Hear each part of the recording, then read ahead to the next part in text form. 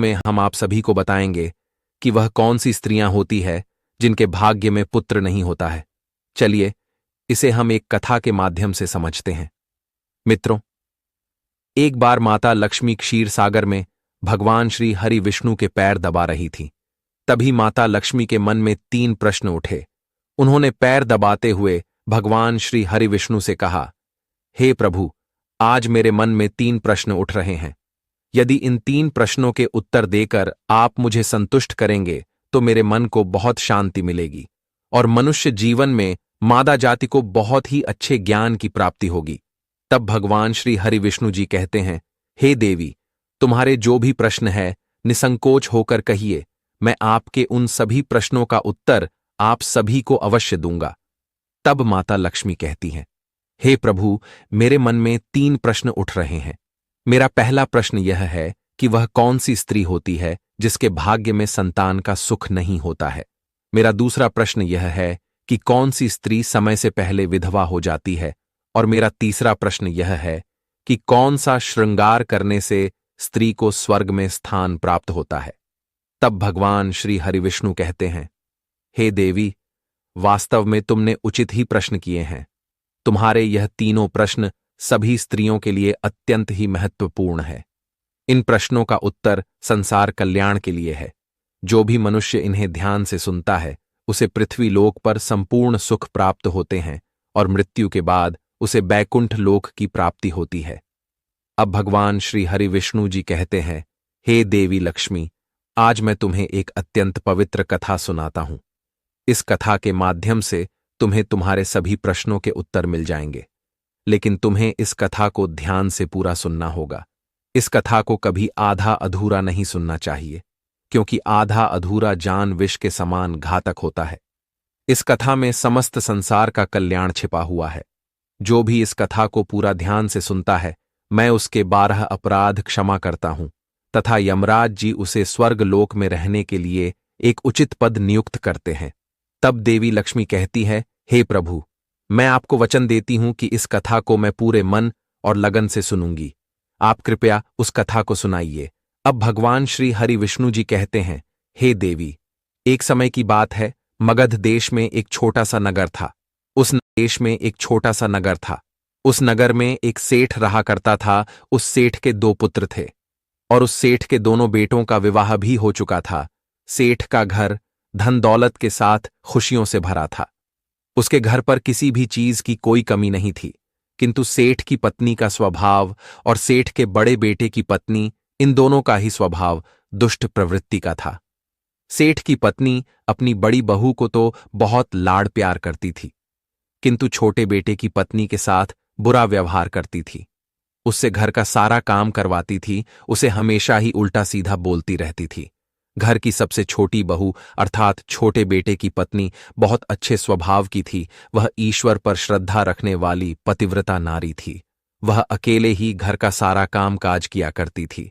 इसके साथ ही वह गृह कार्य में दक्ष थी। इतना अच्छा स्वभाव होने के बावजूद भी उसकी सास उसके साथ बुरा व्यवहार करती थी। वह उसका हमेशा अपमान किया करती रहती थी। इसके पीछे का कारण बस इतना था कि बड़ी बहू को एक पुत्र था और छोटी बहू ने पुत्री को जन्म दिया था। पुत्री को जन्म देने के कारण ही सेठ की पत्नी अपनी छोटी बहू को बार बार ताना मारा करती थी। लेकिन वह बेचारी कर भी क्या सकती थी? जो भाग्य में लिखा होता है उसके साथ वही होता है। अब भगवान श्री हरि विष्णु जी कहते हैं, हे देवी, अब मैं तुम्हें छोटी बहू की कहानी सुनाता हूं। इससे तुम्हें तुम्हारे पहले प्रश्न का उत्तर मिल जाएगा कि वह स्त्री कौन सी होती है जिसको पुत्र प्राप्ति नहीं होती है। हे देवी, सेठ की जो पत्नी थी वह पहले से ही दुष्ट और कुटिल स्वभाव की थी। वह घर में पुत्री होने के बिल्कुल ही खिलाफ थी। अब वह सेठ की पत्नी अपनी छोटी बहू को सबसे ज्यादा दुख देती थी। छोटी बहू का नाम सुकन्या था। सुकन्या भोली भाली थी। इस वजह से ही सेठ की पत्नी को सुकन्या को सताने में बहुत आनंद आता था।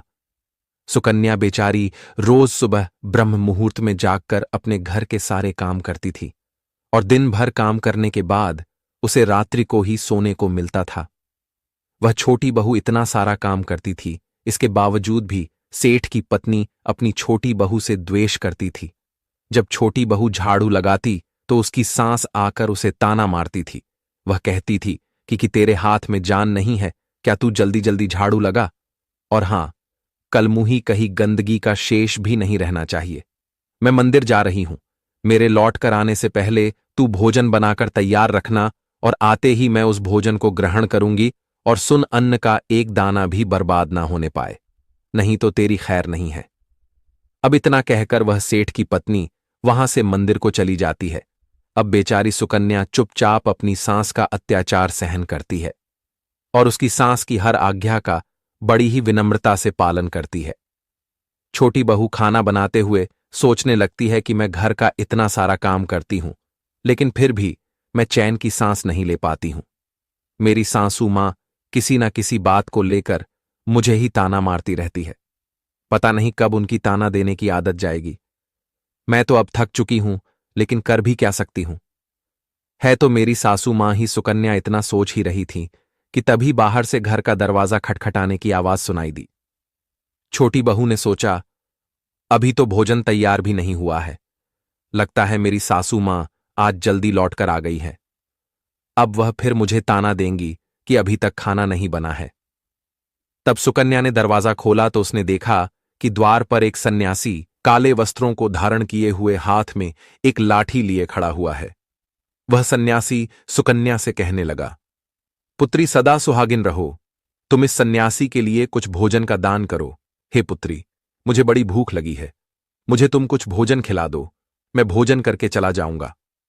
तब सुकन्या ने सोचा, अगर मैं इस सन्यासी को भोजन कराने के लिए यदि भीतर ले जाऊं और इतने में मेरी सांस आ गई तो मेरी खैर नहीं है। अब कुछ देर तक विचार करने के बाद सुकन्या ने सोचा, यदि मैं सासू मां के ताने के डर से इस सन्यासी को भोजन नहीं करवाऊंगी तो यह सन्यासी महाराज का अपमान होगा, और कहीं इन्होंने क्रोध में आकर मुझे श्राप दे दिया तो सब कुछ विफल हो जाएगा।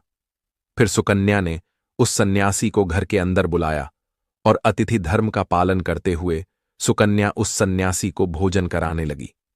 उतने में ही उसकी सास घर पर आ पहुंची और उस सन्यासी को घर के अंदर भोजन करते हुए देखकर अब उसे तो बहुत गुस्सा आ गया। वह चिल्लाते हुए सुकन्या से कहने लगी, कलमुही औरत, यहां पर क्या किसी प्रकार का भंडारा या दावत चल रही है क्या, जो तू राह चलते भिखमंगों को घर में बिठाकर भोजन खिला रही है। तब सुकन्या ने अपनी सास से बड़ी विनती की और कहा, मां जी, घर पर आए भिक्षुक को ऐसे नहीं लौटाते, और मैंने इस भिखारी को अपने हिस्से का भोजन दिया है। लेकिन सुकन्या की सास ने अपनी छोटी बहू की एक नहीं सुनी और उसकी सास ने उस सन्यासी को घर से बाहर निकाल दिया और उसके भोजन को उठाकर कचरे में फेंक दिया। उसके बाद वह सास सुकन्या पर गुस्सा करने लगी और बोली, अरे दुष्ट औरत, मैंने तुझे कहा था कि मेरे आने तक भोजन का एक दाना भी बर्बाद नहीं होना चाहिए, लेकिन तूने क्या किया, उस भिखमंगे को इतना सारा भोजन करा दिया। सुकन्या डरते डरते बोली, सासू मां, मैंने सन्यासी को अपने हिस्से का भोजन दिया है, इसमें आखिर इतना गुस्सा होने की क्या बात है। द्वार पर आए अतिथियों को कभी खाली हाथ नहीं भेजते हैं, ऐसा शास्त्र कहते हैं। फिर सुकन्या की सास ने उसे बहुत डांटा। दोनों के बीच काफी देर तक बहस होती रही और फिर अचानक सुकन्या की दुष्ट सास ने गुस्से में आकर सुकन्या को धक्के मारकर उसे घर से बाहर निकाल दिया और घर का दरवाजा अंदर से बंद कर दिया। सुकन्या देर तक घर के मुख्य द्वार के सामने खड़ी रही और बाहर से अपनी सास को आवाज देने लगी। सुकन्या की सास ने एक नहीं सुनी और उसे घर के अंदर आने नहीं दिया। फिर सुकन्या दुखी और उदास होकर अपने मायके के लिए निकल पड़ी। अब सुकन्या का मायका बहुत दूर था। वहां जाने के लिए रास्ते में एक बहुत बड़े जंगल से गुजरना पड़ता था। सुकन्या भूखी प्यासी रहकर उस जंगल के रास्ते अपने मायके को जाने लगी। तभी उसी समय अचानक जोर जोर से बादल गरजने लगे और मूसलाधार बरसात होने लगी। बारिश से बचने के लिए सुकन्या एक वृक्ष के नीचे जाकर खड़ी हो गई। वहां पर सुकन्या ने देखा कि पेड़ के नीचे एक कोठर बना हुआ है। फिर वह बिना देरी किए जल्दी से उस कोठर में घुस गई। कोठर में जाने के बाद सुकन्या ने देखा कि अंदर कोई साधु महात्मा बैठे हैं। वह सन्यासी कोई और नहीं बल्कि वही साधु था जो सुबह उसके घर पर आया था। जब उस साधु ने उस सुकन्या को देखा तो वह बोले, हे पुत्री, तुम इस घने जंगल में अकेली क्या कर रही हो? तुम रो क्यों रही हो? रोना बंद करो। मैं तुम्हारे बारे में सब कुछ जानता हूं। तुम्हारे ससुराल वाले अत्यंत दुष्ट स्वभाव के हैं और वे तुम्हें बहुत दुख देते हैं। इसका कारण केवल बस इतना है कि तुम्हें पुत्र की प्राप्ति नहीं हुई है। पुत्री को जन्म देने के कारण तुम्हें तुम्हारी सांस के ताने सुनने पड़ते हैं। हे पुत्री, तुम चिंता मत करो। मैं तुम्हें एक पर्ची देता हूं। इस पर्ची पर जो भी उपाय लिखा हुआ है, तुम उस उपाय को पूरे मन के साथ करो, फिर तुम्हें एक गुणवान पुत्र की प्राप्ति होगी। फिर सुकन्या ने वह पर्ची ले ली और पर्ची देने के बाद वह साधु वहां से अचानक से गायब हो गए।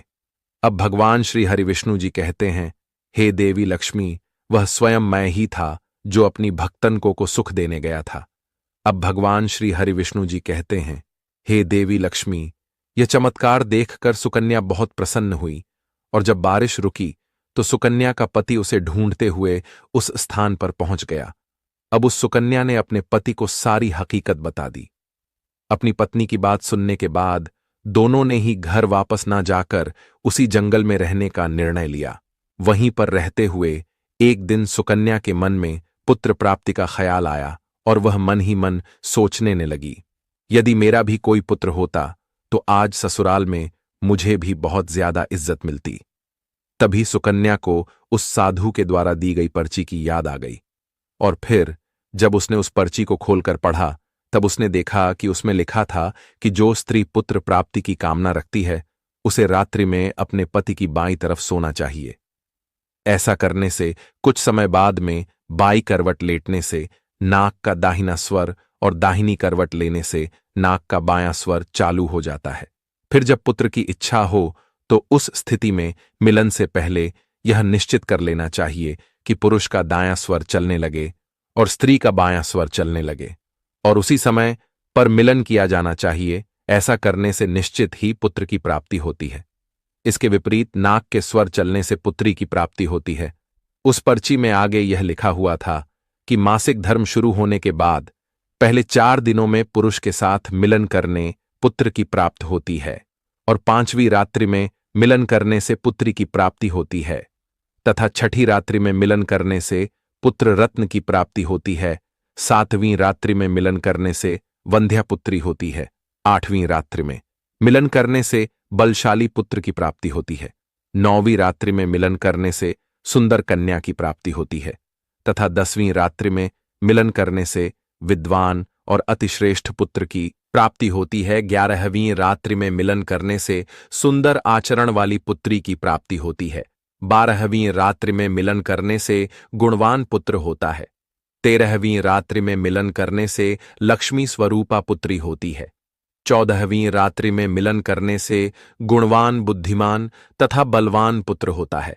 फिर सुकन्या ने मासिक धर्म के बाद 14वीं रात्रि में अपने पति के साथ मिलन किया और उसके बाद गर्भ धारण किया। फिर दूसरे दिन सुकन्या का पति जंगल में लकड़ी काटने के लिए चला गया और सुकन्या घर पर ही रही। फिर अचानक से तेज तूफान आया और सुकन्या की झोपड़ी उड़ गई। फिर सुकन्या दौड़ती हुई उसी पेड़ के कोटर में जाकर रुक गई जहां पर उसे वह साधु मिला था। सुकन्या वहां अपने पति की राह देख रही थी। तभी वहां पर अचानक से 2 राक्षसी आ जाती है और वह राक्षसी अत्यंत ही मायावी थी। वह दोनों राक्षसियों ने उस कोटर के साथ पेड़ को उड़ाकर एक ऐसे स्थान पर लेकर गई जहां पर बहुत सारा सोना था। जब सुकन्या ने यह दृश्य देखा तो वह चौंक गई।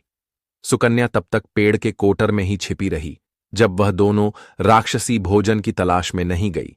जब वह दोनों राक्षसियां वहां से चली गई तब सुकन्या ने उस स्थान से बहुत सारा सोना उठा लिया और उस कोटर में भर लिया।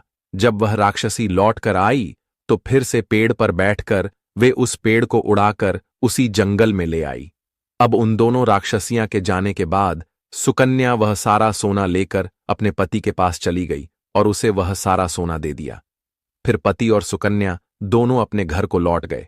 वहां जाकर उसने अपनी सास को वह सोना दे दिया और सारी हकीकत बता दी, जिसे सुनकर उसकी सास को बहुत गुस्सा आया और वह कहने लगी, अरे मूर्ख औरत, तू बस इतना ही सोना लेकर आ गई। इतने सोने से क्या होगा? मैं तेरी जगह होती तो बहुत सारा सोना लेकर आती। देख, अब मैं जाऊंगी और बहुत सारा फिर उसकी सांस भी उस जंगल के कोटर में जाकर छिप गई और राक्षसियों के आने की राह देखने लगी। तभी वह दो राक्षसी वहां पर आई और फिर वह दोनों उस कोटर को उड़ाकर एक बर्फीले पहाड़ पर ले गई। यह देख वह सांस बहुत क्रोधित हो गई और बोलने लगी, तुम मुझे ये कहां लेकर आई है? यहां तो सिर्फ बर्फ और मिट्टी है, मुझे तुम सोने के टापू पर ले चलो। तभी उन राक्षसियों ने उसकी आवाज सुनी और देखा तो एक बूढ़ी औरत पेड़ के कोटर में छिपकर बैठी है।